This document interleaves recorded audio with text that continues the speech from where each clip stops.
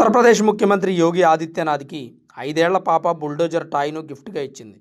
Bulldozer బాబాకి బుల్డోజర్ను గిఫ్ట్గా ఇచ్చిందంటూ netizens comments చేస్తున్నారు. అయితే బుల్డోజర్ బాబా యోగి ఆదిత్యనాథ్ తన స్టేట్లో బుల్డోజర్ను ప్రయోగించాడు అంటే దానికి ఒక ప్రత్యేకమైన కారణం ఉంటుంది.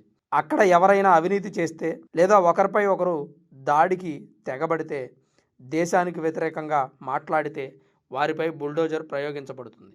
వారి ఇళ్లను కూల్చేస్తారు. యోగి ఆదిత్యనాథ్ లాంటి వ్యక్తి ప్రధాని కావాలని భారతదేశంలోని అనేక మంది ప్రజలు కోరుకుంటున్నారు. హిందువుల మనోభావాలను దెబ్బతీస్తే ఊరుకోమని యోగి ప్రత్యక్షంగానే వార్నింగ్ ఇచ్చారు. అబ్దుల్ కలాం లాంటి ముస్లిం మాకు కావాలి, టెర్రరిస్టులు అవసరం లేదు.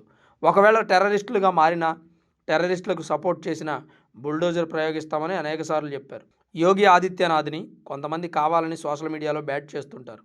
ఈ దేశంలో 80% హిందువులు ఉన్నారు.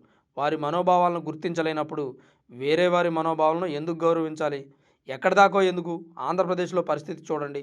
రామాలయం కట్టాలంటే క్రైస్తవుల పర్మిషన్ తీసుకోవాల్సిన పరిస్థితి ఏర్పడింది. ఒకప్పుడు ఈ దేశంలో క్రైస్తవం ప్రవేశించినప్పుడు మారుమూల ప్రాంతాల్లో చర్చి కట్టడానికి స్థానికులు అస్సలు ఒప్పుకునేవారు కాదు. ఈరోజు రామాలయం కట్టడానికి కూడా అదే స్థానికులు ఒప్పుకోవడం లేదంటే పరిస్థితి ఎంతలా మారిపోయింది, ప్రజలను ఎంతలా మార్చేశారు అనేది మనం అర్థం చేసుకోవచ్చు. ప్రతి స్టేట్లోనూ యోగి లాంటి బుల్డోజర్ బాబా ఉంటే పరిస్థితి ఏంటో ఒక్కసారి చూడండి.